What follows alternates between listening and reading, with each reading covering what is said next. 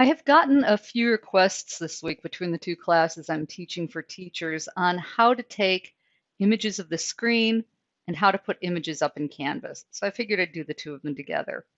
One of the tools that I'm learning to use is called Trello.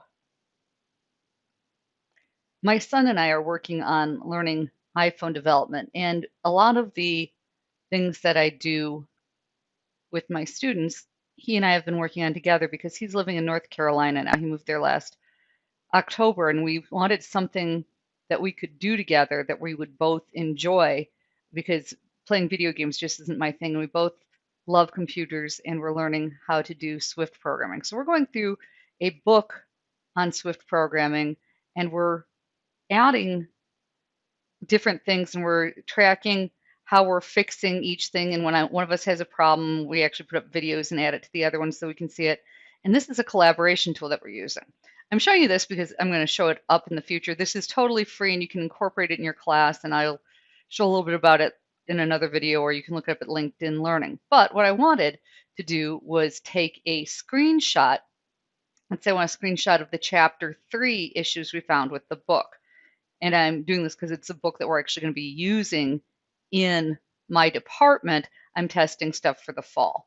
So if I wanted to take a screenshot on a PC, the PC comes with built-in software. It used to be called the snipping tool, and they've changed that slightly.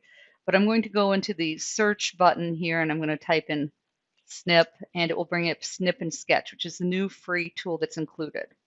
And it's excellent. If you're on a Mac, Command-Shift-5 allows you to take a screenshot there, and then you can work in it. So here, it's Windows logo plus Shift plus S to snip what's on your screen without starting Snip and Sketch. On Mac, Command-Shift-5, all three of those keys at the same time.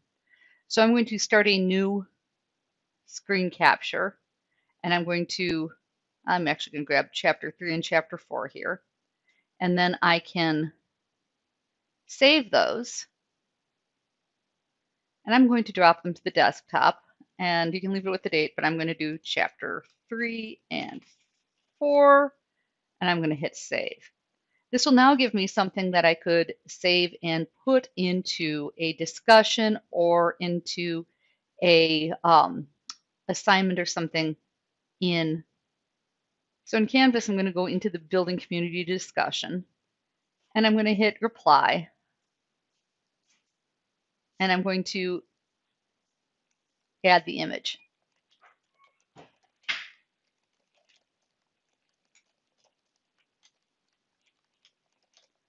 And you can do this both when you are creating. If I were in the edit mode, I could add images here, or in the discussion post. So I want to click on these three dots right here. Now, if I had the full screen expanded, it might just show me all the tools. So this is the tool you're looking for, images. And you can use upload images, course images, user images. These can be sometimes, the user images may or may not work from different classes. Course images are ones already loaded in this course, this will work. But for the most part, you're probably going to be using the upload image option. And then I'm just going to click here, and I'm going to go find my image, and I'm going to hit submit. Oops, I'm going to hit open, and then I'm going to hit submit.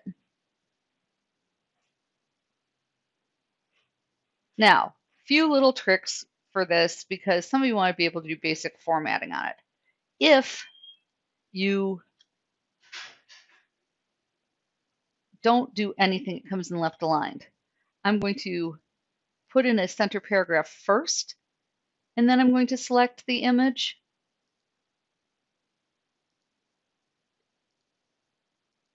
Now I could have used the classroom image because I already uploaded that, but that's how you'd center it, but you have to select that centering first. Centering it afterwards sometimes works, sometimes doesn't. It's a little buggy.